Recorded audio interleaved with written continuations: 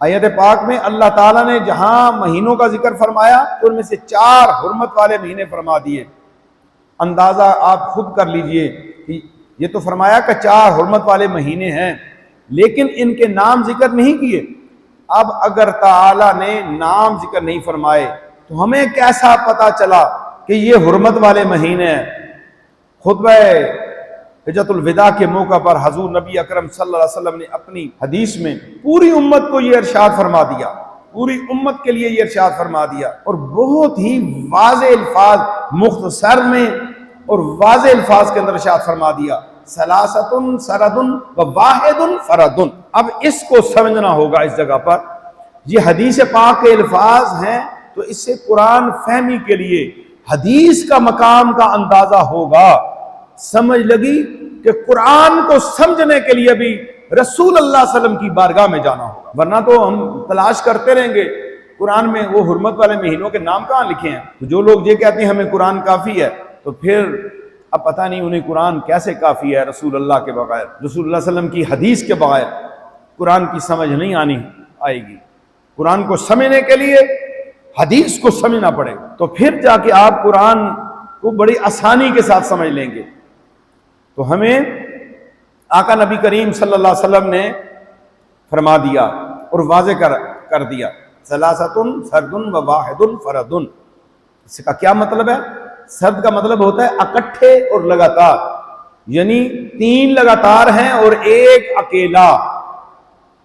اب 3 مہینے لگاتار اور 1 اکیلا، ثلاثۃ سرد، وہ 3 لگاتار ہیں، ایک سلسلے کے ساتھ آ رہے ہیں، وہ واحد فرد، اور 1 ان سے الگ ہے۔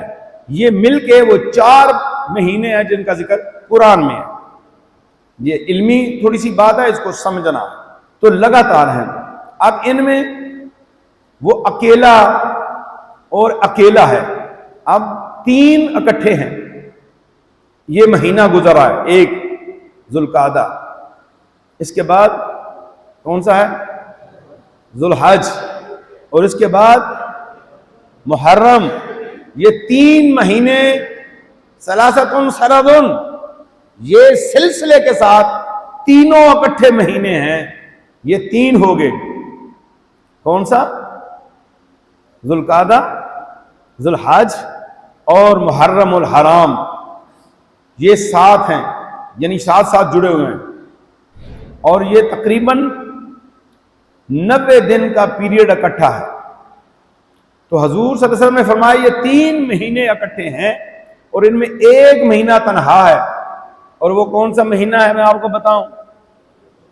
جی رمضان، وہ ہے رجب المرجب، وہ 3 چوتھا مہینہ ہے، جو وہ اکیلا ہے، واحد فرد، وہ اکیلا مہینہ ہے، وہ رجب المرجب شریف ہے۔ اور ساتھ اس کے یہ 4 چیزیں جو ہیں، اور رجب کے حوالے سے بھی بہت سی تشریحات ہیں کہ اس زمانہ کے اندر رجب کے ساتھ وہ لوگ کس طرح کا ذہن رکھتے تھے، لیکن یہاں پر اس کا بیان کرنا میں ضروری نہیں سمجھتا، وہ تفصیل طلب گفتگو ہے۔